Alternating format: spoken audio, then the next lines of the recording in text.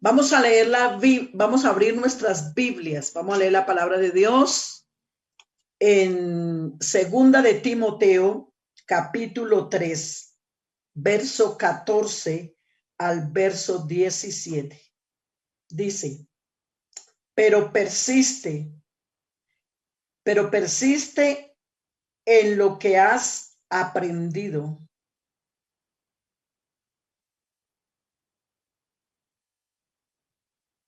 y te persuadiste sabiendo de quién has aprendido y que desde la niñez has sabido las sagradas escrituras, las cuales te pueden hacer sabio para la salvación por la fe que es en Cristo Jesús. Toda la escritura es inspirada por Dios y útil para enseñar, para redarguir, para corregir, para instruir en justicia, a fin de que el hombre de Dios sea perfecto, enteramente preparado para toda buena obra. Oremos. Señor Jesús, te damos gracias en esta noche por tu palabra. Te damos gracias por tu misericordia. Te damos gracias, Señor, por esta hora. En el nombre de Jesús, yo te pido que ayudes a tu pueblo, que das sabiduría, conocimiento, entendimiento para entender lo que tú quieres decir esta noche. Aquellos hermanos que están cansados, fatigados, porque tal vez han tenido un día de mucho trabajo, dale descanso, toma su mente, su corazón, quita toda ansiedad.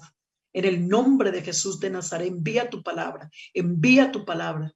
Oh Dios, yo abro mi boca y tú la llenas, yo abro mi boca y tú la llenas, y toda la gloria, la honra y la alabanza será para ti, Jesús. Unge mi mente, mi corazón, mis pensamientos, que la palabra de Dios sea verdad en mi boca. Amén, amén. Bueno, mis hermanos, el tema de esta noche es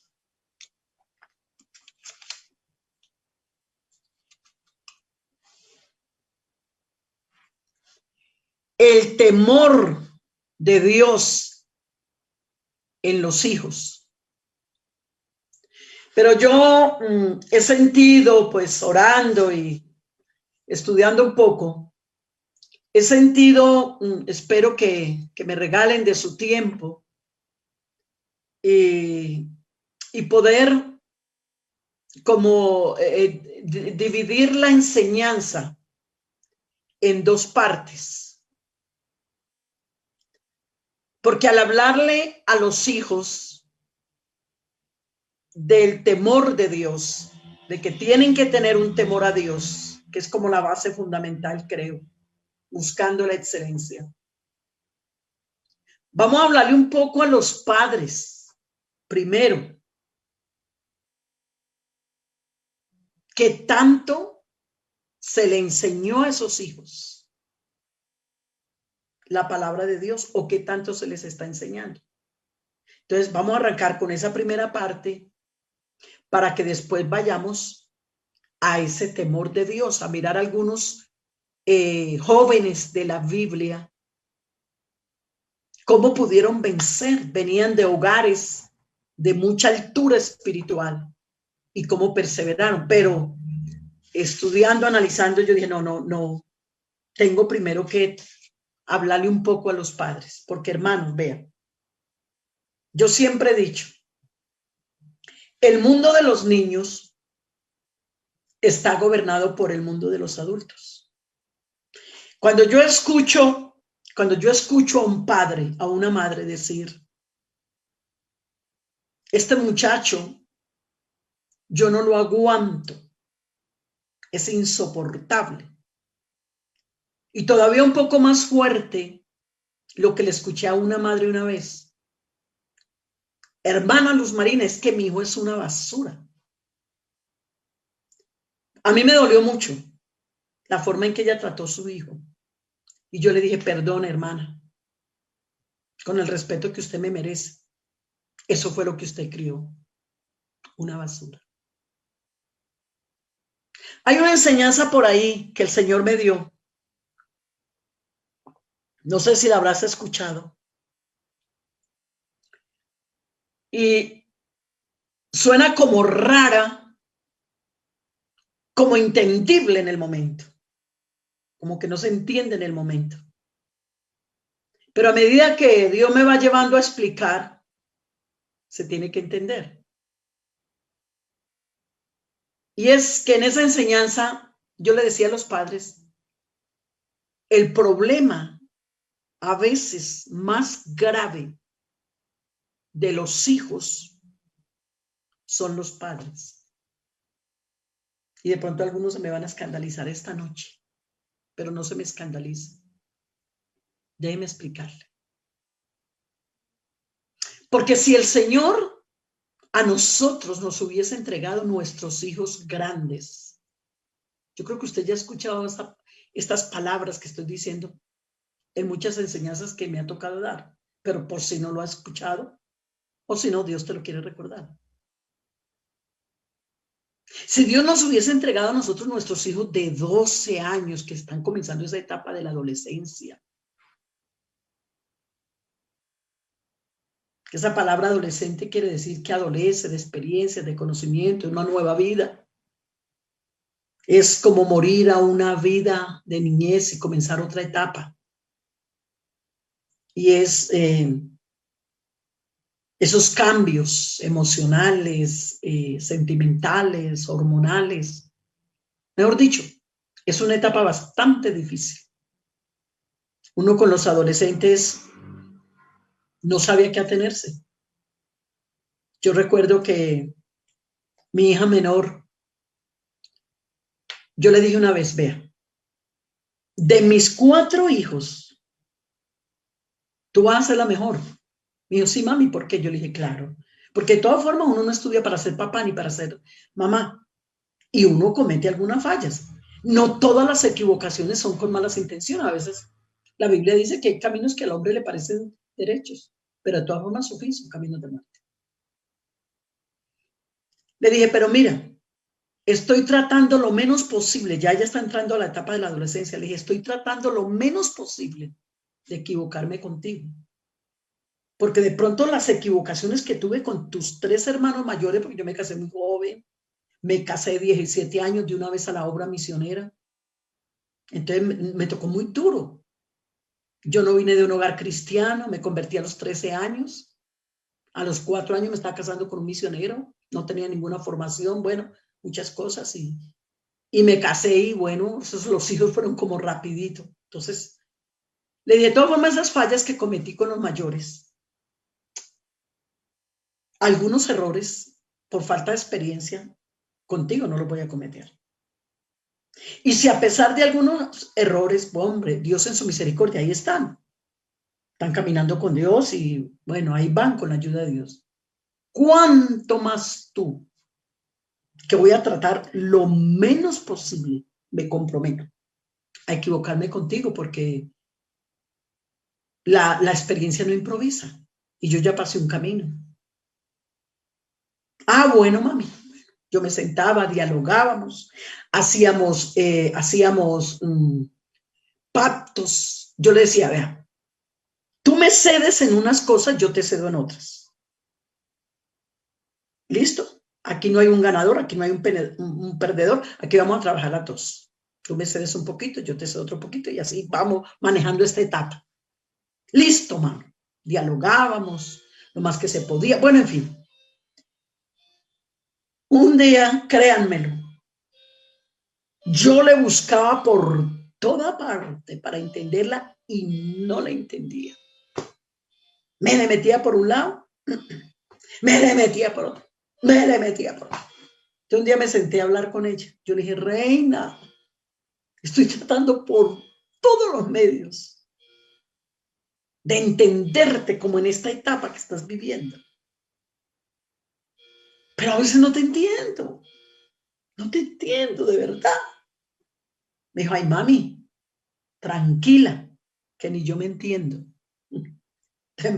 Me dio a entender. que esa es una etapa. Entonces, si Dios nos hubiese entregado a nosotros, nuestros hijos grandes, nosotros podríamos decirle, pero Dios, ¿cómo tú me pides a mí que te responda por mi hijo si me lo entregaste de 8, de 10, de 12 años? Pero, queridos padres, ¿cómo nos entregó Dios nuestros hijos? El mundo de los niños está gobernado por el mundo de los adultos. Los niños son como plastilinas. Hasta ahora yo no he visto el primer niño que nazca hablando. ¿Usted lo ha visto? Hasta ahora yo no he visto el primer niño que nazca dependiendo de él. O si no, mire estos días cómo tiraron a un niño en una maleta en Bogotá. Y si no es porque la policía lo encontró, el niño había muerto. Es una dependencia total. Total. 100%. Ellos no saben pensar, no saben hablar, no saben actuar. Es más, cuando están aprendiendo a hablar, ellos aprenden a hablar el idioma que nosotros les enseñamos. Por ejemplo, si un niño nace aquí en Colombia y lo mandamos para Francia a los 3, 4 años de edad y el niño nunca habla español y llega por ahí cuando tenga 9, 10 años hablando francés. Entonces la gente que lo conoció decía, ay, pero mira este cómo las tira. Nació en Colombia y mire, es que hablando puro francés, no habla el español. Porque seguramente como se llevó tan pequeñito, el niño nunca más escuchó el español. O sea, no escuchar el español, sino que comenzó a escuchar el francés. Por eso es que es tan aconsejable que los idiomas, ojalá los niños aprendan desde niños, porque hay una facilidad de entender, de vocalizar, de hablar, en fin. Entonces, el niño no volverá a hablar el español, a no ser que lo escuche y lo aprenda. Porque el oído se agudiza y se sustenta con las cuerdas vocales para hablar lo que él escucha, lo que él ve. Entonces, claro, cuando Dios deposita un hijo en casa, deposita como una plastilina, cuando tú agarras esa plastilina y la moldeas y haces figuritas, haces lo que quieras. De igual manera, eso pasa con nuestros hijos. Antes de formar y educar hijos, para que también el temor de Dios esté en ellos, hay que comenzar con los padres. El mundo conoce muchos padres, pero pocos son verdaderos padres de familia. Todo hombre puede ser un padre, basta, o una madre, basta con ser capaz de participar en una concepción de ese hijo. Pero la paternidad y la maternidad es más que la función biológica. Es más que eso. Es también un proceso de liderazgo efectivo dentro de la familia. Son los padres los que deben crear las condiciones dedicadas con que crece el niño para hacer de él un hombre o una mujer y así alcanzar la plenitud de lo que Dios le ha designado o les ha designado como padres. Pues el no hacerlo retrasa el crecimiento, de pronto no físico, pero sí espiritual, moral, emocional.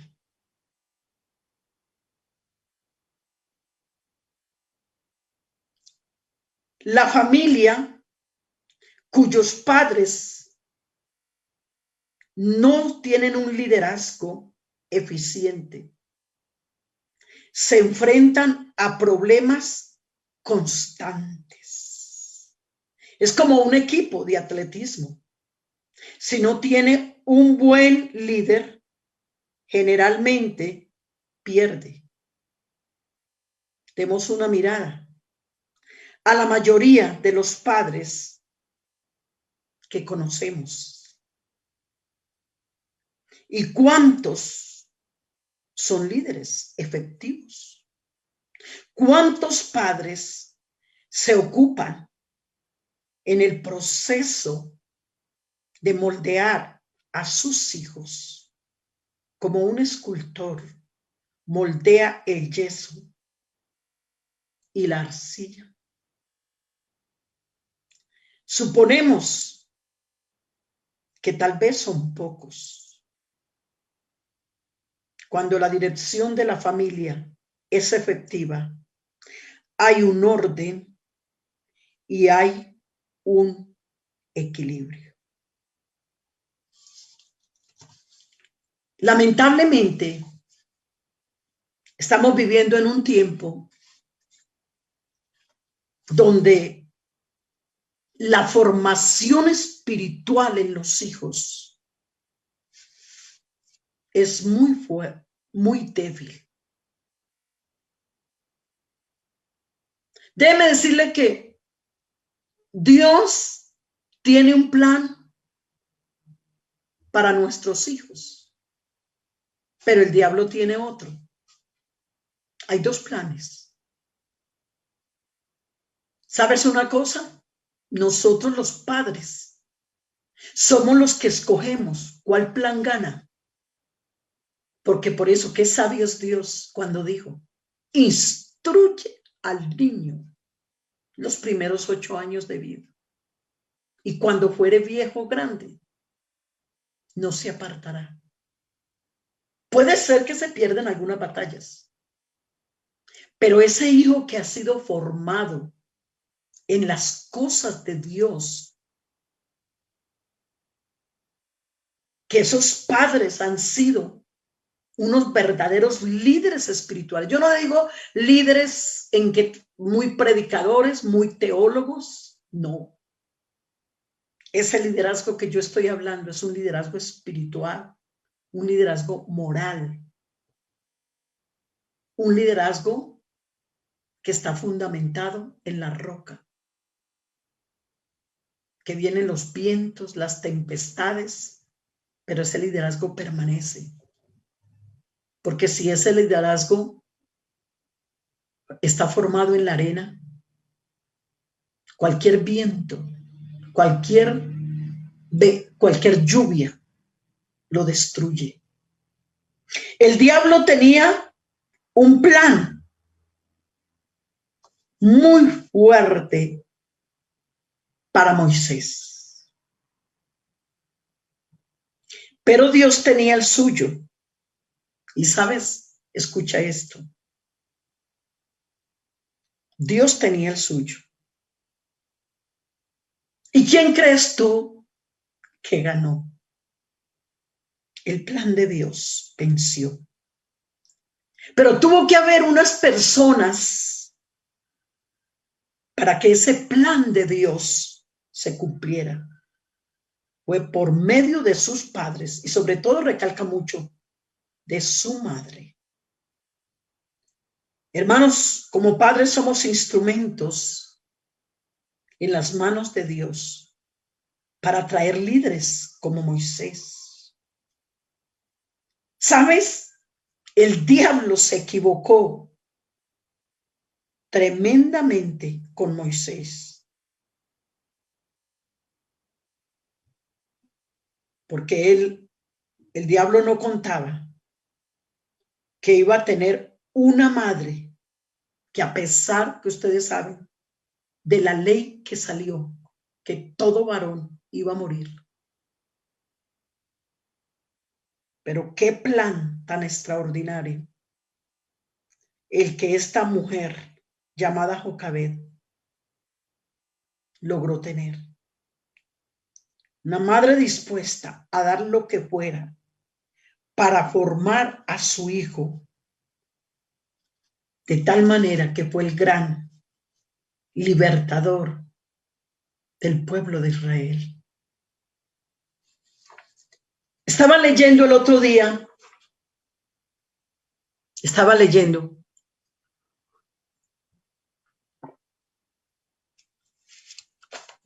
que las familias israelitas, las familias fieles, tenían una costumbre y comenzaban a transmitirle a sus hijos bendición, así como lo hizo Jesús. Cuando le trajeron los niños a Jesús, algunos de los discípulos estaban incómodos. Ay, Señor, esos niños molestan. Retírenlos, quítenlos. Oiga, y el Señor tan ocupado como se mantenía con tanto trabajo. Sin embargo, le dio un lugar muy especial a los niños. Le dio un momento. Déjenlos. No los despidan, no los echen, no los boten. Eso es lo que dio a entender en griego esa palabra. Cuando él dice, déjenlos venir a mí, no les estorben, es no los molesten, no los boten, no los dañen. Déjenlos venir a mí, porque de los tales es el reino de los cielos. Y es más, Jesús dijo,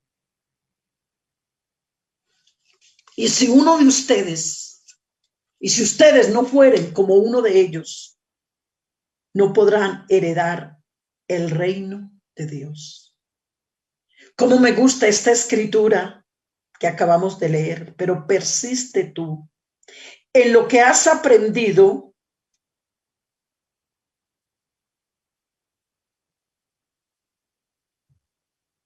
y le persuadiste sabiendo de quién has aprendido. Este Timoteo, ¿de quién aprendió? Un padre griego con una cultura muy diferente a la judía. La sabiduría griega, las deidades griegas, nada tenían que ver con el Dios verdadero. Pero hubo un par de mujeres, y si esta noche me están escuchando, mamá y abuela, si hay un par de mujeres que me escuchan, miren lo que hicieron este par de mujeres. Ellas no, ay, es que como mi esposo es griego, es que como mi yerno es griego, ¿qué vamos a poder nosotros enseñarle la cultura de Dios, la cultura judía a nuestro niño? Pero lo lograron. Tal vez ahí se cumple lo que dice la Biblia. Si dos en la tierra se ponen de acuerdo para pedir algo creyendo, lo recibirán. El bien puede más que el mal, pero depende en manos de quién está. Y leyendo esto que les decía de algunos judíos fieles, familias, ellos comenzaban a sus hijos desde muy pequeños a transmitirles bendición. Eso fue lo que hizo Jesús. No solamente los bendijo verbalmente, sino que los tocó. Si usted ve esa palabra que dice, y Jesús tocó los niños, así castizamente. Tocaba a los niños y los bendecía, los amaba. Los amaba, porque amar un hijo no es ser permisivo con él. Amar un hijo no es solamente pensar que hay que endeudarse para comprarle el teléfono último modelo, una buena moto, ropa de marca, porque todo muchacho quiere eso. Bueno, se le puede dar al hijo de acuerdo a las condiciones económicas familiares. Pero hay cosas más grandes y más importantes que las cosas materiales. Queridos padres, enseñarle a los hijos a amar a Dios es la riqueza más grande que unos padres le pueden dar a sus hijos. Es la mayor riqueza. Y esas familias israelitas fieles comenzaban, hijo, y tú serás como Abraham de fe. Porque la Biblia dice, lo que dice tu boca y cree tu corazón, eso será hecho. Hijo, tú serás como Samuel, que el pueblo le pedía, no dejes de orar por nosotros. Hija, tú puedes llegar a ser como Ruth, como Esther. Y les traían a la memoria todos esos líderes de la Biblia, espirituales que nos son de tanta inspiración. Y les nutrían psicológicamente y espiritual y emocionalmente este tipo de palabras. Y quiero, antes de entrar a la parte de los hijos, hablar de algo que me ha preocupado muchísimo, ese descuido en los hogares por el altar familiar. Ve, hermanos, si ustedes alcanzaran a entender por qué digo descuido, porque el año pasado, o tiempo atrás, cuando se podía viajar, y yo iba a un lugar, a programas de familia, la mayoría de las veces, yo le preguntaba a los padres, levanten la mano los que se reúnen en familia para adorar a Dios, para enseñar la palabra, para compartir, para instruir. Lo que está diciendo Pablo a Timoteo. Esta palabra que sirve para instruir, para redarguir, para exhortar, para formar. Y créame lo que congregaciones de 600, 700 personas, porque yo les decía, séame sincero, levante la mano el que hace culto familiar en la casa. Hermanos, y déjeme decirle que en la mayoría de los lugares donde yo preguntaba, si en una iglesia de 600, 700 personas se levantaban 10, 20 manos, no levantaban más. Yo les decía, gracias por la sinceridad, pero no saben lo que se están perdiendo. El desarrollo, si no queremos que nuestros hijos crezcan, porque hay una cosa que a mí me pone a pensar. ¿Por qué encontramos cantidad de muchachos que son criados en la iglesia y cuando llegan a la adolescencia se nos van, se nos pierde, se nos vuelven como unos monstruos tatuados con pierces? Uno dice, Dios mío, ¿qué pasó? Ese no era el niño que cantaba. Cristo quiere niños como yo. Ese no era la niña que cantaba. Una arquilla en el río flotaba. ¿Por qué se me desfiguró? ¿Por qué? Algo pasó. No le eches la culpa, papá, mamá. No le eches la culpa a la iglesia. Porque ¿dónde pasa más tiempo tus hijos? ¿En la iglesia o en la casa? La iglesia, el día domingo tiene su trabajo de escuela dominical. Y cuando en los cultos que llevas a los niños al culto, pero la mayoría de los niños se distraen porque ellos tienen una capacidad de prestar atención de acuerdo a la edad a cierto tiempo. Pero ellos pasan más en casa. Y en el desarrollo en el desarrollo de la familia, escúcheme esto, es indispensable, indispensable el altar familiar. La primera congregación que deben de tener nuestros hijos es el hogar. Y yo te lo digo por experiencia propia. Un hogar donde ha habido oración, instrucción en su niñez. Fallas, de pronto hemos tenido. No hay padres perfectos. Nosotros como padres, mi esposo y yo, pudimos habernos equivocado en algunas cosas. ¿Quién no? Hay hermanos de mi alma, pero si algo nos ayudó a nosotros, fue que en mi casa nunca faltó el culto familiar. Vean, hermanos, en el culto familiar, nosotros teníamos unas experiencias con Dios. Allí mi hijo aprendió a tocar la batería, eso sí, en las tapas de las ollas quedaron así. Mis hijas aprendieron a cantar, aprendieron a predicar.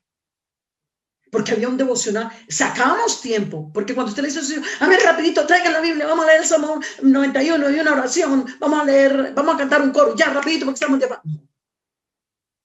Nosotros decíamos, va a haber un culto familiar, preparémonos. Nos preparábamos mi esposo y yo.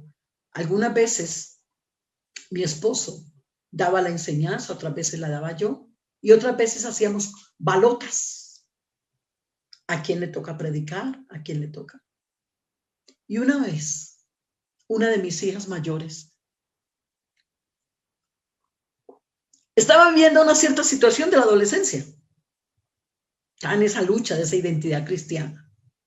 Entonces hicimos las balotas. Entonces, a ver, cada uno saque qué le corresponde en el culto. Y les damos tiempo para que cada uno se prepare.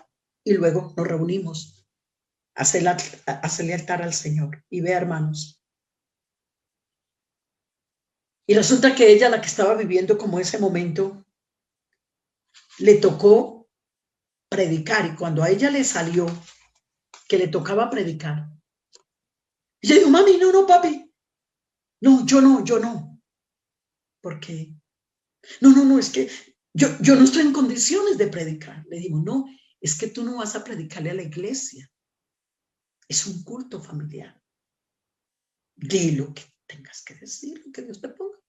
Pero antes de sacar la balota, cada quien se hizo una oración.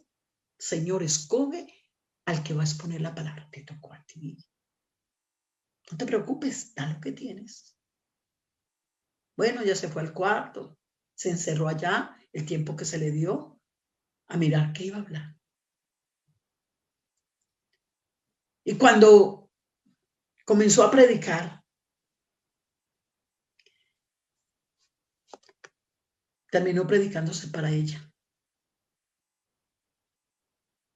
Dios es bueno, Dios es maravilloso. Y recuerdo que una palabra que decía, Dios es maravilloso, nos ha bendecido, nos ha salvado, me ha dado una familia excelente, nos ha dado una congregación muy linda. Yo soy muy desagradecida. Terminó y comenzó, ella era muy dura para llorar.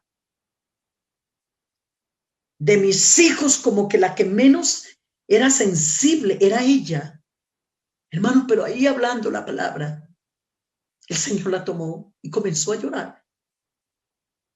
Y terminó arrodillada. Ore por mí. Y esa noche, el Señor le dio la victoria. Comenzó a tener una experiencia muy linda con Dios. Las familias israelitas compartían el pan, escuche, en la mesa. Porque esto les traía, aprovechaban la mesa según la costumbre de su tiempo, no como las nuestras, eran como en el piso, abajo, sentados, y aprovechaban para comer el pan, compartían el pan, y eso significaba para ellos comunión, relación y altar familiar. ¡Ja! Se parecen las familias, algunas de hoy en día, que cuando se sientan a comer en la mesa, se sientan a criticar. O si el muchachito está mal en el colegio, apúrate a comer que apenas termine te espera la juguetera.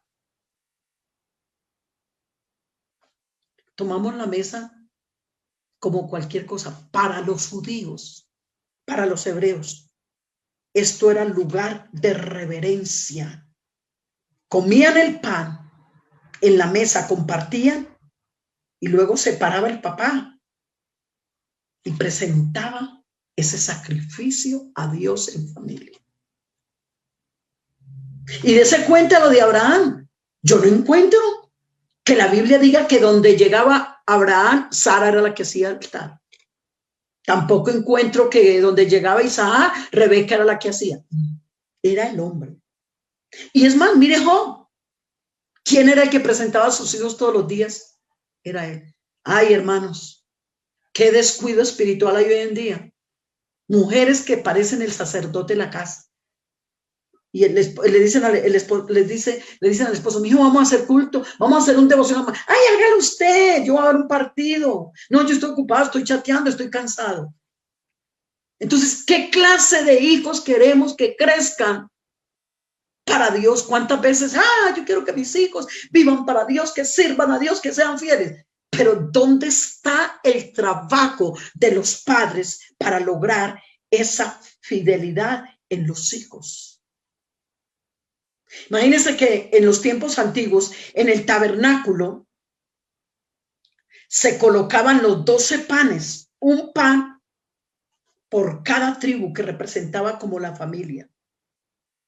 Y esto era tan sagrado porque volvían de nuevo a que lo que traían de la casa, la costumbre de comer el pan, comunión, relación y altar familiar. Y todo el pueblo hacía esto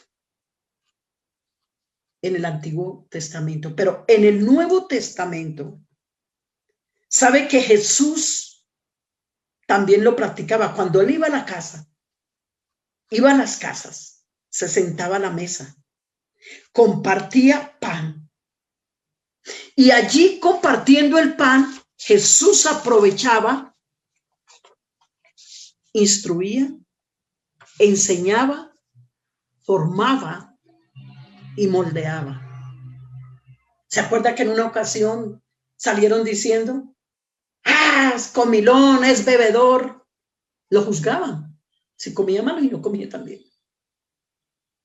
Pero es que él quería aprovechar cuando llegaba a esa casa a compartir con la familia el pan y la enseñanza. Uno de los factores para que la familia se reúna a hacer culto para Dios, el factor tiempo. Pero ya para pasar a los hijos, yo te quiero pedir un favor.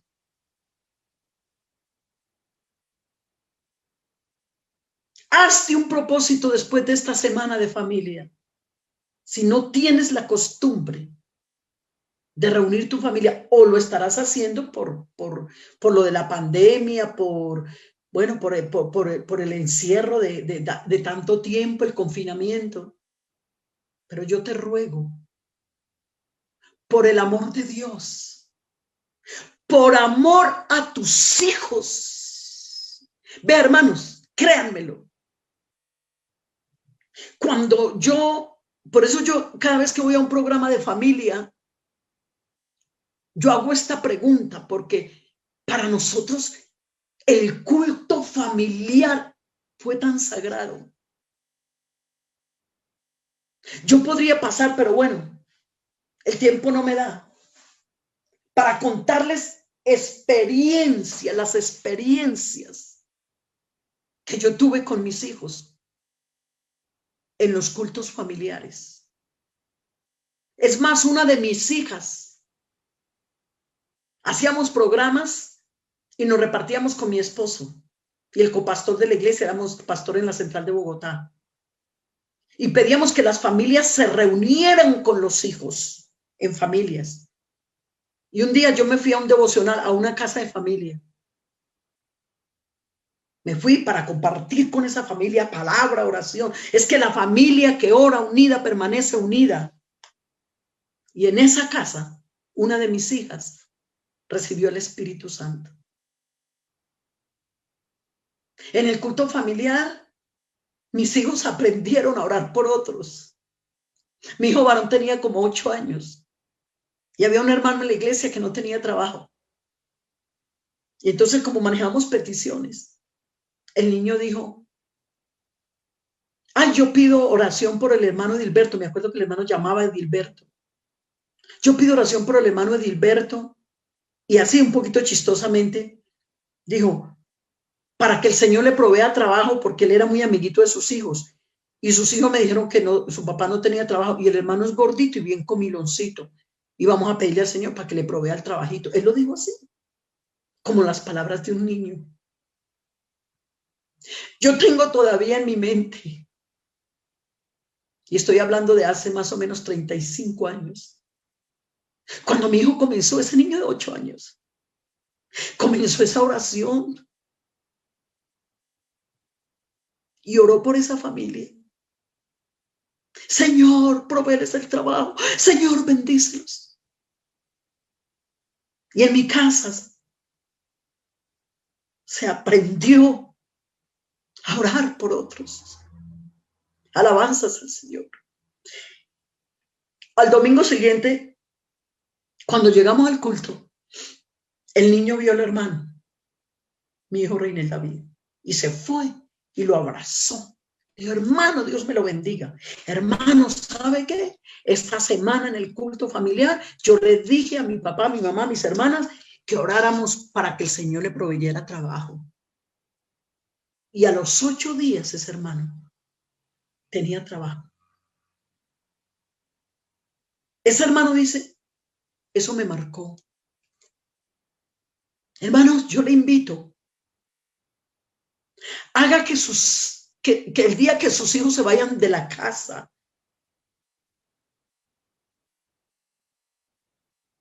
se lleven esos recuerdos. Es muy duro cuando los hijos se van. Ah, yo me acuerdo lo que me enseñó la maestra. Amén, que recuerden eso también. Pero es más profundo cuando los hijos dicen, me acuerdo. Yo recuerdo cuando mi hijo varón se fue para Estados Unidos, se fue a estudiar. Los primeros días quería regresarse, porque llegó a un instituto donde solo se hablaba inglés y él no sabía. Y estaba a punto de regresarse. Esa presión de cambio, de clima, de cultura, de amigos, todo.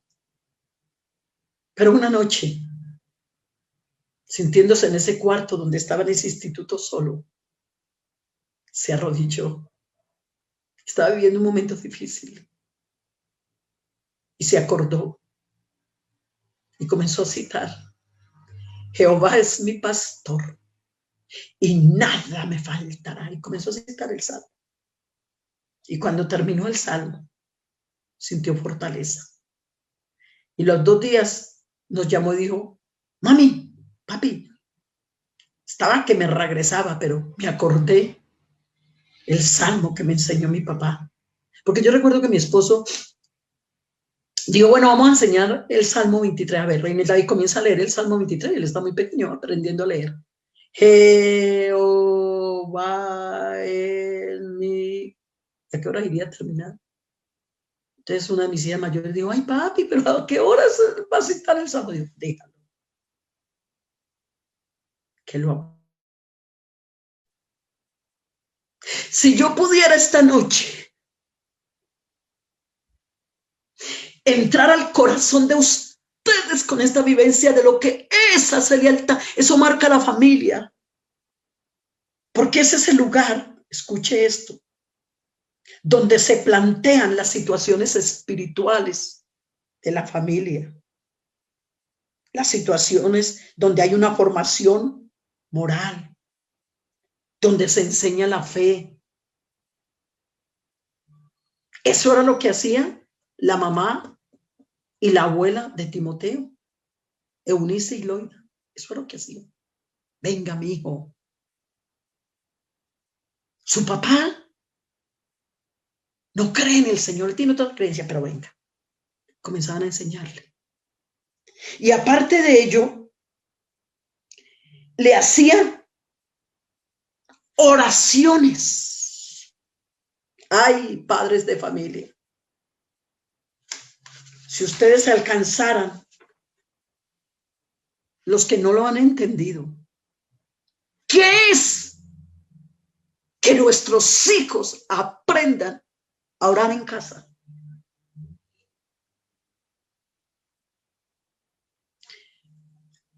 Hay un misionero, el hermano misionero de Holanda, el hermano Fortunato. Y ya voy a entrar a los hijos. Su niña tenía como unos 6 añitos cuando ellos llegaron a Italia. Y la mamá estaba embarazada esperando a su segundo hijo. Y salieron por la calle. Y ella vio una mujer italiana. Y el Espíritu Santo le dijo, háblale. Entonces ella la saludó en italiano y comenzó a hablarle de Jesús. La señora dijo, ay, yo vivo muy triste porque es que yo no tengo hijos. Ay, qué bueno para ti, mira, estás esperando un bebé. Yo no tengo hijos, soy estéril. Y la niña de 6 años le dijo, señora, si tú me permites, porque ella es así, esa niña tiene una profundidad. Si tú me permites, yo te voy a contar una historia bíblica que me enseñó mami. Había una mujer llamada Sara y le explicó, dijo, y el Señor le regaló un hijo a pesar de que tenía más de 90 años. Ah, pero tengo otra historia. Había otra mujer llamada Ana y se fue al templo. Le contó la historia. Y la niña le puso la mano en el vientre. Le dijo, señora, en el nombre de Jesús tú vas a tener un hijo. Bueno, se anotaron los teléfonos entre la mamá y mamá. Como a los 2 meses, la hermana Jenny recibe una llamada. Era la señora. Ay, ¿con quién hablo, Jenny? Sí. Ay, Jenny, yo quiero verme contigo. Es que quiero decirte que estoy embarazada. Estoy comenzando un embarazo. ¿Será que no podríamos atrevernos en este tiempo a pedirle a Dios, niños, que Dios los use? ¿Qué impide el culto familiar, el devocional? Lamentablemente lo que está uniendo las familias hoy en día es la tecnología. ¿Y sabes qué dice Jeremías? Dice, la muerte ha entrado por las ventanas, redes sociales, y está matando a los jóvenes y a los niños. Es triste. Por eso, antes de hablarle un poco a los hijos del temor de Dios, es que nosotros los padres tenemos una responsabilidad. Esos muchachos que cuando llegan a la adolescencia y se apartan y se vuelven nada, es porque en la casa no se les dio alimento espiritual. Allá se criticaba, allá se peleaba, allá se discutía, y porque los padres no tenían una altura espiritual, menos oración. Eso es lo que hace que los muchachos pierdan el temor de Dios también. Pero cuando un papá y una mamá están bien ubicados y logran enseñar y formar sus hijos, pueden lograr cosas maravillosas. El hacer lo que unos padres puedan hacer por su hijo. Lo que hagas por tu hijo lo estás haciendo por ti mismo. Porque mi hijo o mi hija es mi otro yo, en el cual se dilata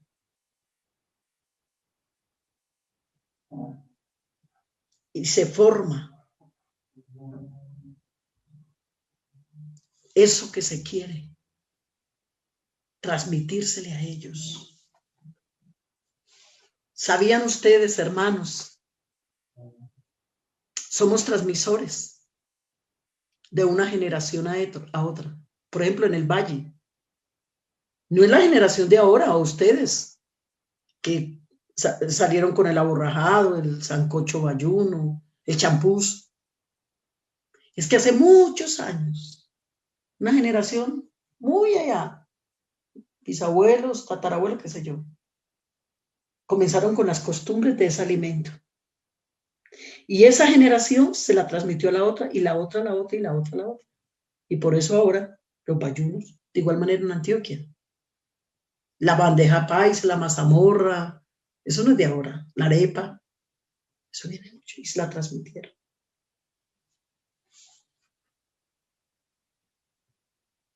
Estas palabras que yo te mando hoy, dijo el Señor, las enseñarás a tus hijos, las repetirás. ¿Lo haces? A veces la actitud de un papá es cuando el muchacho dijo una mentira. Te voy a dar en la boca, mentiroso. Es que esta porquería que se va a condenar. Pero antes de llegar a eso, desde muy pequeños comienzas a enseñar. Enséñale a tus hijos las obras de la carne y explícale a cada uno. Hay padres que son estrellas afuera, perdóneme, pero estrellados adentro. Afuera dan unos mensajes y revolucionan. Y uy, qué líder, qué mujer, qué hombre. Oh, mi hermano, yo te invito.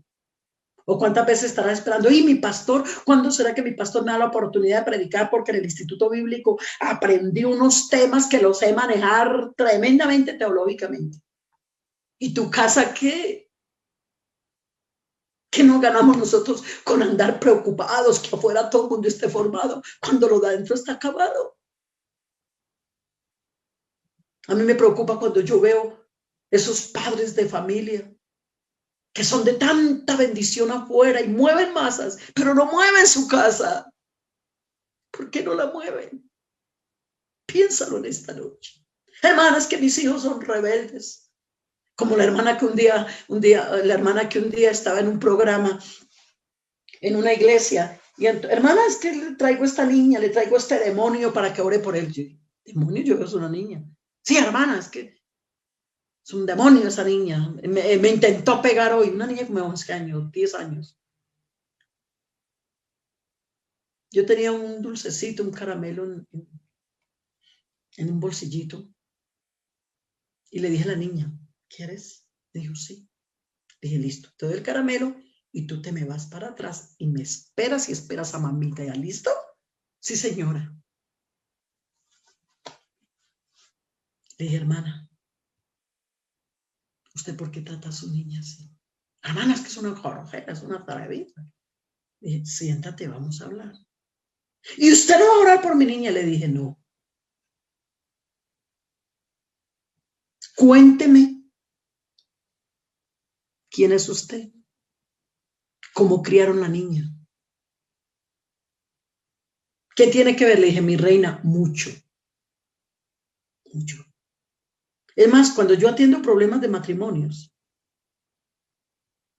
antes de escuchar la pareja, los problemas que están teniendo, yo le digo, cuénteme cómo te criaron. Porque como la personalidad y los caracteres se forman en casa, y a veces traemos cosas, cadenitas que no se han renunciado a ellas, entonces eso lo aplicamos. Es que esto es larguísimo, pero bueno, no quiero andar más en esto. Le dije, hermana, cuénteme cómo es su carácter. Me dijo, ay, no, hermana, eso sí, cuando a mí me da ira, me provoca ponerle la solleta a mi esposo en la cabeza. Le dije, mi reina, arrodíllate porque el demonio lo tienes tú. Y así es. A veces las hermanas nos traen los niños, hermano, pastor, hermano Franklin, hermana Diana, ore por este muchacho. Que es un rebelde, es un grosero, pero resulta que el papá es rebelde es grosero. Resulta que la mamá tiene un carácter terrible. Parece que desayunara con alacranes en salsa de escorpiones. Pero cuando en un hogar hay una pareja, como Zacarías y Elizabeth, qué belleza, que ambos eran justos e irreprensibles y andaban en los caminos del Señor. ¿Cuál fue el resultado? Nació nada menos y nada más que el gran Juan el Bautista, el único que pudo señalar, he aquí el Cordero de Dios que quita el pecado del mundo. Pero bueno, vamos a pasar a la parte, porque no vamos a dejar, ya voy a dejar hasta aquí, porque si no yo seguiría, pero vamos a dejar hasta aquí, pero vamos a seguir. El temor de Dios en los hijos. Porque vamos a mirar también a aquellos hijos que han sido criados. Porque vea, yo veo aquí a Timoteo, que no defraudó a Dios, ni defraudó a su mamá, ni a su abuela. Y yo quiero que los jóvenes me escuchen un poco. La Biblia dice, hijo mío, escucha la instrucción de tu padre y la dirección de tu madre. El padre instruye y la mamá dirige. Por eso es que la pareja tiene que unirse. Hermano, un reino dividido no puede permanecer. Una pareja donde el uno, hay hogares que parecen una torre de Babel. El papá habla un idioma, la mamá habla otro, el hijo habla. No entiende nadie. Pero cuando hay un papá y una mamá unidos en un mismo espíritu, en un mismo sentir, hablarán un mismo idioma. Y ese mismo idioma le enseñarán a sus hijos. Alabanzas al Señor. Alabanzas al Señor. Qué tremenda enseñanza la de Timoteo. Que desde niño, miren ustedes padres, la necesidad de enseñar, ha sabido las escrituras. Desde niño ha sabido las escrituras, las cuales te pueden hacer sabio. ¿Para qué? Casi nada.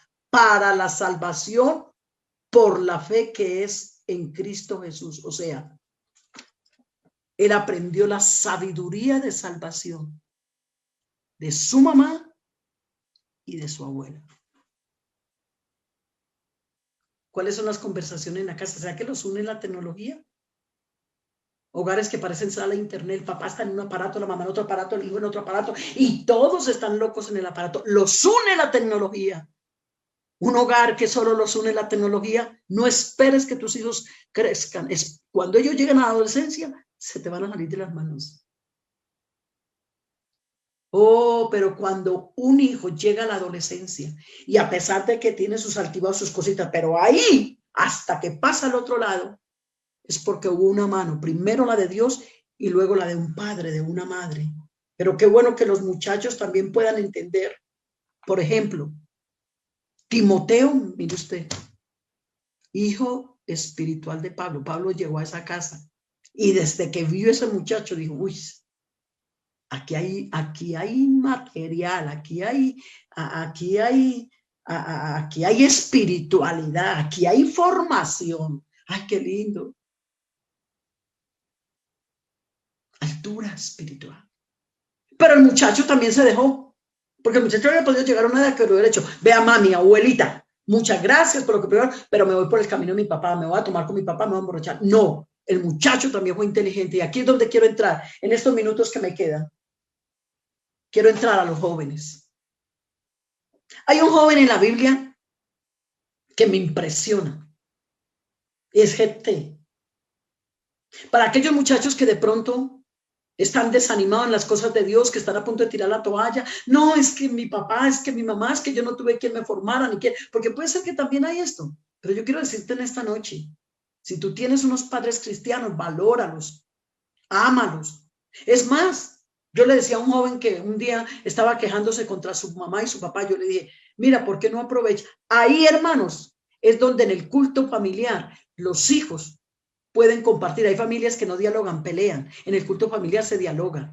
Venga, mis hijos, vamos a mirar cómo ven ustedes que está la vida espiritual en la casa, cómo ven ustedes que está la comunión, a ver qué cambios podemos hacer y comenzar. En vez de estarse señalando más, yo digo que la familia, entre más se señala, más defectos se ven, porque cuando uno se propone buscarle defectos a las personas, cuando usted propone buscarle, le encuentra. Pero si usted se propone buscarle cualidades y detalles buenos a su familia, los va a encontrar. Si los defectos de nuestra familia oráramos más por ellos que señalarlos, tendríamos más victorias. En cambio, cuando los señalamos, los empeoramos. Y eso es lo que pasa en los hogares.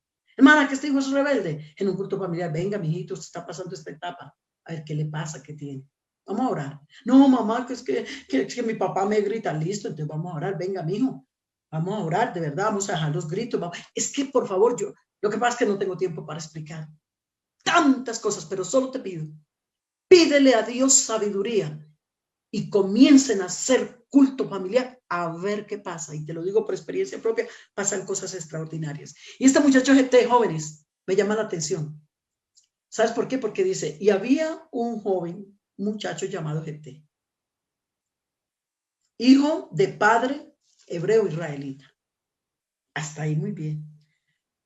Dice, esforzado y valiente, hijo de padre hebreo. Parece que hasta ahí suena muy bonito. Esforzado, valiente, papá israelita. Pero parece que llega la manchita. Pero su madre era ramera. Qué pesado, qué fuerte. ¿Quién querrá que diga los defectos y las cosas de la mamá, si los tiene así en esa forma? Es como si dice, mira, tu padre hebreo eres esforzado y valiente, pero ¡pum! El sello. Tu madre prostituta. ¿Y qué pasó? A ver, rápidamente. Lo que pasó fue que un día cualquiera el papá por allá loqueando se metió con una mujer prostituta y nació Jefté. Resulta que Jefté ya se organizó, se ordenó, se consagró y se casó con una israelita. Pero entonces el muchachito Jefté quedó por ahí porque la mujer ramera bota a sus hijos. Botó al muchacho que quedó en el aire. Entonces el papá de Jefté dijo, no, yo voy a coger a mi muchacho. Agarró a su muchacho y se lo llevó para la casa. Pero nacieron hijos del matrimonio. Eso lo dicen jueces. Y nacieron hijos del matrimonio y un día cualquiera parece que la esposa la verdadera esposa de Jefté dijo no, del papá de Jefté dijo no, es que tu hijo no va a reinar aquí con los hijos míos. Así que este muchacho se vaya, despídelo. Entonces el papá despidió al muchacho. Y la Biblia dice que él se juntó con los desocupados del pueblo. Una palabra desocupados quiere decir, como en ese tiempo habían tantas guerras, tantas batallas, y los israelitas tenían muchos enemigos. Entonces el muchacho se juntó con otros muchachos que los botaban de tribus, de las diferentes tribus por diferentes circunstancias, tal vez como la gente. Entonces ellos aprendían a manejar las armas. Se juntaban y aprendían y se volvían diestros. Algún día puede venir una guerra, una batalla y para algo serviremos, ¿no? Y un día cualquiera, dicho y hecho, se presentó una guerra entre los hermanastros de GT, asustados que vienen los enemigos, que nadie, hijos de papi y mami, nosotros no sabemos manejar un arma. ¡Hey! Vamos a buscar a GT, vamos a buscarlo. Y se fueron a buscar a GT. GT, ahora sí, te necesitamos, ¿sí? ¿Qué quieren? No, que viene una guerra, que no sé qué, necesitamos que vengas a pelear, nos damos cuenta cómo te volviste. Por eso dice esforzado y valiente. Él había podido decir, no, es que como yo vengo de ese hogar, no. Él aprovechó aprovechó para aprender cómo defender a sus mismos hermanos y al pueblo de Israel. ¿Y él qué dijo? Dijo, listo, yo no tengo problema, yo voy y los defiendo, pero seré el rey de ustedes. Conquistó como 8 o 10 ciudades. ¿Quién era su madre? Joven esta noche. Yo no sé de qué árbol genealógico viene. Pero déjame decirte que en esta noche tienes el mejor padre del mundo, que se llama Jesucristo. Pero hubo un muchacho, a ver, déjame hablar rapidito, ¿cuánto me queda? Hubo un muchacho llamado José, fue criado en un hogar hebreo con todas las de la ley.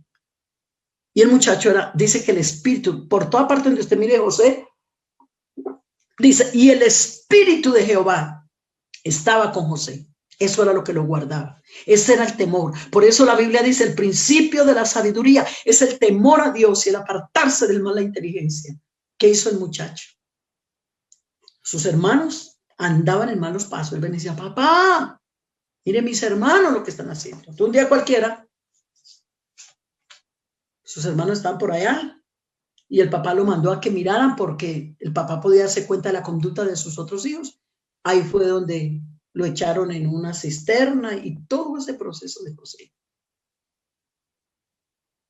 Lo que más me impresiona es que cuando él fue vendido a los ismaelitas, cuando llegó a la casa de Potifar, déjeme decirle que José no pecó con la mujer de Potifar porque hubiese sido una mujer fea, porque es más, en ese tiempo él era el segundo hombre en el reino y las mujeres eran muy lindas.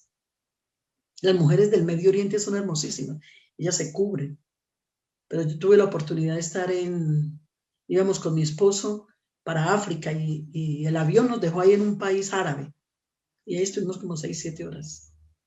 Y alcancé a ver algunas mujeres cuando ya entran al baño, entonces de mujeres, entonces se quitan un poco esto como para reposar, no sé, para limpiarse, para lavarse, qué sé yo. Entonces se quitaban eso. Uy, pero yo nunca había visto unas mujeres no físicos tan perfectas. La mujer de Potifar no era cualquier cosa, era hermosísima.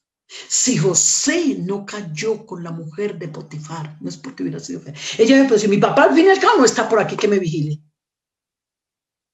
Y aparte de eso estoy amargado, mis hermanos me vendieron, mire la situación. Yo voy a aprovechar esta, pero no. El Espíritu de Dios estaba con José, el temor de Dios estaba en José y no pecó.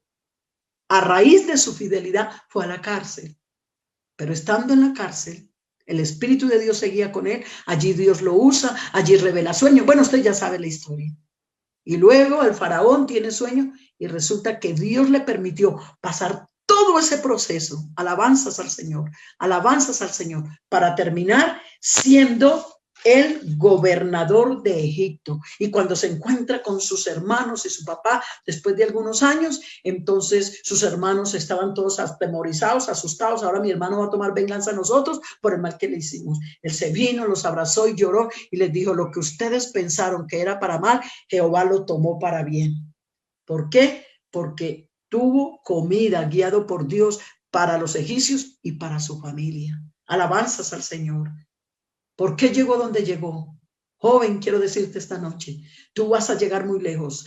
No, hermana, es que en este barrio, es que la familia, es que somos pobres, es que aquello, lo otro. Mira, yo conocí, estábamos con mi esposo no sé si fue en Italia o en Suiza, en uno de esos dos países. Estábamos con mi esposo en una convención hace como 2, 3 años, cuando me encontré una muchacha antioqueña. Hermana Luz Marina, Dios le bendiga. Amén. Hermana, yo soy de Antioquia. Hermana, escuche mi testimonio. Hermana, yo me bauticé, yo vivía en una casita de lata en una de las comunas de Medellín.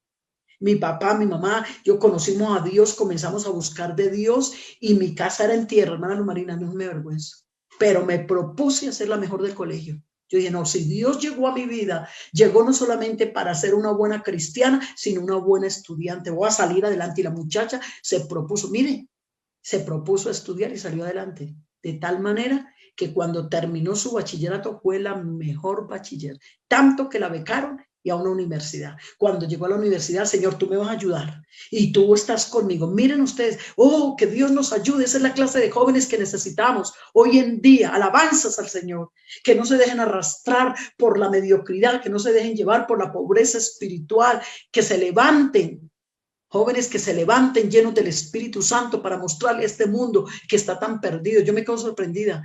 Perdónenme lo que voy a decir, me quedo sorprendida como esas personas que tienen pérdida de identidad sexual, homosexuales y lesbianas, como cuando celebran el día gay, ellos se paran frente a las cámaras, salen a las calles y gritan lo que somos, no le importa hacer las porquerías que hacen delante de la gente, hacer lo que hacen y gritarlo a voz en cuello y lo confiesan y lo declaran delante de todo el mundo. ¿Por qué nuestros jóvenes tienen que ocultar el cristianismo? ¿Por qué tienen que, qué vergüenza, qué dirán? ¿Quién? ¿Te van a matar? No, no te van a hacer nada. Alabanzas al Señor. Yo honro a los que me honran, pero a los que me tienen en poco los tengo por viles. No te avergüences del Señor. Levanta tu cabeza. El Señor está para venir, pero Él necesita una juventud verdaderamente que tenga temor de Dios. ¿Y qué me dice Daniel? 5 minutos y termino. Escucha esto. ¿Quién era Daniel? Leyendo un poco de la historia de él. Venía, lo traían en el exilio. Pero saben una cosa, que dentro de eso traían los tesoros sagrados de la casa de Dios, los traían. Pero esos jóvenes llegaron ahí al palacio, pero déjame decirte que los escogieron porque eran sabios, porque eran inteligentes y porque eran intachables, porque los necesitaban para traerlos al palacio. Qué tremenda enseñanza podemos tener de que sí se puede vivir para Dios, que sí se puede tener para Dios, que ser intachable. Usted podrá mirar ahí, hasta los nombres se los cambiaron. Daniel y sus otros compañeros. Daniel quiere decir, Dios es mi juez. Ananías, el Señor ha tenido, el Señor tiene conmigo esa gracia. Misael, alguien que viene de Dios. Azarías, el Señor es mi apoyo. Esos muchachos venían, pero venían de unos hogares hebreos donde sus padres les enseñaron las bases, las convicciones de lo que ellos creían. Era una educación espiritual, pero lo más lindo de todo esto es que, a pesar de que estaban metidos en una casa real, no dijeron, no, vamos a aprovechar, ya no estamos allá en Jerusalén con nuestros papás que están detrás de nosotros, que oremos, porque si algo tiene sagrado a los judíos es la oración. Un día venía mi esposo en un avión, iba de viaje, y al lado venía un muchacho judío como de 15, 16 años. Y ahí hablando con mi esposo, le dijo, el muchacho hablaba español también, le dijo, pastor, mi esposo se identificó y comenzó a hablar con él. Comenzaron a hablar de Jesús. Dijo, pastor, disculpe, tengo unos minutos que no puedo hablar porque necesito hacer la oración. Oh, Dios mío, yo digo, ¿cómo ellos tienen esa convicción de la oración? ¿Y qué me dicen los musulmanes? Los que tienen a Dios Alá. Estábamos en Guinea-Bissau, en África, hace 3 años con mi esposo, visitando la obra misionera. Y yo salí por la calle caminando un poco con la esposa del misionero, y a pesar de que a solo se comen un alimento al día porque no tienen para más. Y en plena calle pusieron un tendido y una cantidad de musulmanes arrodillados con la cabeza en tierra, orándole al Dios Alá, y no se avergüenzan. Jóvenes, necesitamos que se levanten. Los jóvenes pierden el temor a Dios porque no oran, porque no buscan a Dios. Sacaron una encuesta hace 3 años acerca de los jóvenes, cómo estaban con la lectura, la palabra y la oración. Y mi esposo se quedó sorprendido cuando pasaron el informe al consistorio, que el 50% de los jóvenes no estaba orando ni leyendo la Biblia. Yo te invito esta noche a que busques de Dios. Si tú te lees, te invito a que te leas esa historia completa de Daniel. ¿A dónde llegaron? Dice, y propuso en su corazón. Mire, proponerse. ¿Quién te obliga a pecar? ¿Quién te obliga a pecar? Nadie. Nadie te obliga a pecar. Yo recuerdo cuando en ese tiempo, cuando yo me convertí, 13 años que me bauticé, yo me convertí con ese amor, con esa pasión, con ese deseo de servir al Señor. Y recién bautizada, era el mes, llegó el mes de mayo, el de la Virgen María, y en plena escuela estábamos en el salón, habíamos como unas 40 muchachas, cuando la profesora dijo, aquí está la Virgen, y todo el mundo se arrodilla delante de la Virgen. Yo estaba recién bautizadita, tenía 13 años. Yo le dije, yo no me voy a arrodillar. Dijo, Luz Marina Villa, que se arrodille. Le dije, disculpe, profesora, con todo respeto. Yo le dije, no me voy a arrodillar. ¿Por qué no se va a arrodillar? Porque ya conocí a Jesucristo. Y estoy hablando de hace más de 53 años, donde hablar de cristianismo había persecución. Hubo jóvenes que los mataron y me expulsaron de la escuela. Me expulsaron y me cerraron las puertas para siempre. Me dijeron, no vuelve por aquí, por haber dicho que no se arrodillaba ante una imagen. Joven, por favor. Daniel propuso en su corazón y sus compañeros no contaminarse. ¿Usted sabe lo que era estar dentro de ese palacio y decir que no comían esa comida? Pero cuando estaban llenos de la gracia de Dios, cuando ellos dijeron, no comemos esa comida con mucha cortesía, sin echar sátiras, no. Vea, si ustedes nos dan este alimento, si nos da una comida diferente, porque la comida que en el palacio les ofrecían, la dedicaban a otros dioses. Pero ellos dijeron, vamos a comer sobre todo unas semillas, algo que fuera puro, lo de la tierra, porque no querían contaminarse. ¿A dónde los llevó Dios? Ahí no los encontramos. cuando el horno de fuego ardiendo, que si no adoraban esa imagen, y ahí prefirieron los tres que los tirara. ¿Por qué? Porque tenían una convicción de lo que era Dios. ¿Y qué me dice Daniel? Alabanzas al Señor. Cuando dice en el capítulo 6 de su libro, cuando dice que estaban buscando de qué señalar a Daniel y no lo encontraron, de qué señalarlo. Y dice que no encontraron de qué señalarlo. Y entonces al último dijeron, pero si hay una cosa que tenemos de qué señalar. Vea, rey, ¿por qué no saca un edicto? Que durante 30 días no se haga petición a otro Dios, no se ore a otro Dios más que a ti, oh rey, que todos te adoren. Y claro, le alimentó el ego, le alimentó el yo, y sacaron el edicto. Oh, bendito sea el Señor. ¿Y qué dice la palabra de Dios? ¿Qué dice la palabra de Dios? Que cuando Daniel escuchó eso, Daniel, es que son 30 días. No te estamos diciendo que dejes de orar toda la vida, que son 30 días.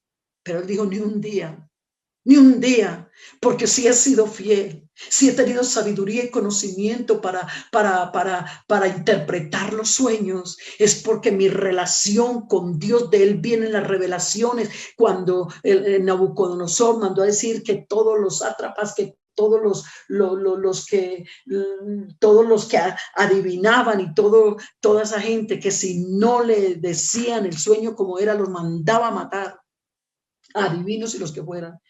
Y si usted se lee el libro de Daniel, dice que Daniel fue y buscó a sus compañeros y les dijo, vamos a buscar a Jehová de los ejércitos. Mire, un líder moviendo a los jóvenes a orar. ¿Cómo necesitamos jóvenes en la iglesia, líderes de oración? Es triste cuando a veces uno encuentra a los jóvenes en la iglesia.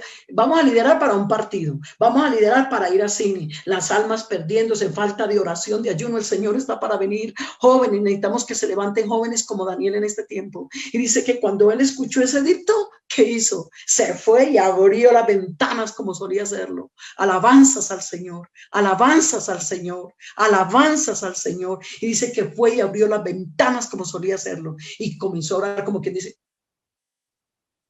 tírenme allá a los leones hambrientos, pero no dejaré de orar. Y allá lo tiraron. Pero usted ya sabe el milagro. El Señor cerró boca de leones, apagó fuegos impetuosos. Y que la fidelidad de él lo llevó a que el rey decretara que todos se inclinarían y adorarían al Dios de Daniel. Su testimonio sirvió para que toda una nación reconociera a su Dios. Bendito sea el Señor. Esa es la clase de jóvenes que el Señor necesita. Y un minuto más para terminar. Dios no necesita jóvenes como Sansón. Mire, Sansón fue criado en un hogar con una firmeza espiritual muy grande, porque ese muchacho fue anunciado. Sus padres hablaron con Dios, Dios habló con sus padres, le dijo no beberá vino ni sidra, será nazareo desde su nacimiento. Y los papás con ese cuidado criaron al muchacho, pero cuando llegó a grandecito, como pasa con algunos jóvenes, se rebeló. La mamá le dice un día y el papá, mi hijo, te vemos ennoviado por allá con una filistea, cuidado. El Señor desde un principio ha prohibido esas relaciones con otras personas, cuidado, mi hijo. Ay, mamá, esa es la que me gusta y punto. Qué triste que a veces los jóvenes con esa rebeldía contra sus padres, el papá, la mamá le dice, mi hijo, cuidado con esas amistades. Ay, pero mi papá se molesta, mi mamá se molesta. Lo que están haciendo es cuidando tu vida espiritual, tu salvación en esta noche. Joven, ¿y cómo terminó Sansón? Un hombre voluble, un hombre de mal carácter, un hombre lleno de lascivia. Solamente 3-4 capítulos habla de la vida de Sansón, pero qué desorden de vida. En manos de 3 mujeres estuvo. El seductor fue seducido y quedó en las rodillas de Dalila. ¿Cómo terminó Sansón? El líder que Dios había anunciado que iba a ser el líder de Israel para librar al pueblo de los filisteos, terminó burlado, sin ojos. Oh, qué tristeza. La última parte que habla de la vida de Sansón dice, y los filisteos, estando Sansón en la cárcel ciego, los filisteos dijeron, tráiganos a Sansón para que nos divierta. El hombre que Dios había escogido para su honra y su gloria quedó burlado, quedó pisoteado, porque como dijo alguien, así le paga el diablo el que bien le sirve. Y cuando lo sacaron de allá, comenzaron a burlarse. Pero en esa vida de Sansón solamente aparece que ora 2 veces. La primera vez cuando mató a 1000 personas con la quijada de un burro. Oh Jehová, haz que tu siervo que tiene mucha sed, que hizo esta hazaña, agua, y salió la agua. Y la segunda oración es cuando ya estaba ciego. Oh Jehová, ahora que caiga todo esto y que acabe con todos, y que para yo vengar mis ojos, porque le importaba más sus ojos. Así terminó él diciendo, para vengar la muerte de mis ojos. Ni siquiera dijo para tomar venganza. Qué vergüenza lo que hicieron con el pueblo de Israel, cómo lo pisotearon por causa mía. Nada. Joven, ¿en qué estás parado esta noche? ¿A dónde quieres llegar? O serás como Daniel, o serás como José, o terminarás como terminó Sansón. Alabanzas al Señor. El ladrón anda detrás de ti, porque sencillamente hay una parte del eterno en tu vida espiritual dentro de ti. Protege eso que Dios te ha dado. Ese villano que se llama Satanás, que ha venido a matar, a robar y a destruir. Déjame decirte que en esta noche tú escoges. Y si Satanás ha venido a matar, a robar y a destruir, pues te invito esta noche para que busques al león de la tribu de Judá, que te ayudará para ser un verdadero cristiano y para que el temor de Dios nunca falte en tu vida. El principio de la sabiduría, lo dijo el hombre más sabio del mundo, el principio de la sabiduría es el temor a Jehová y el apartarse del mal, la inteligencia, pero también termina su discurso ese gran hombre en el último capítulo del libro de Eclesiastés. El fin de todo discurso es: teme a Dios y apártate del mal. Vamos a orar en esta noche. Padres de familia, si están ahí con tus hijos, tómalos de las manos.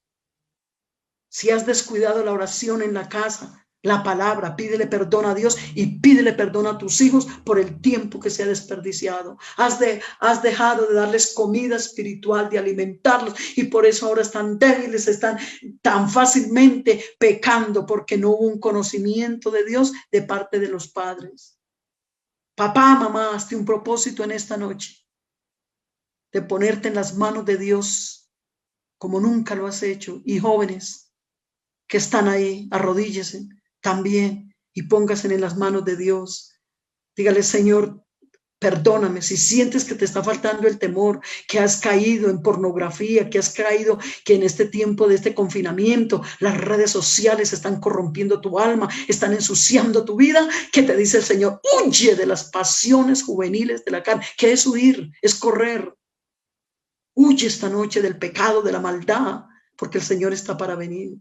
Bendito Dios y Padre celestial, Señor del cielo, te doy gracias por tu palabra. Te doy gracias por tu misericordia. Te doy gracias, Señor.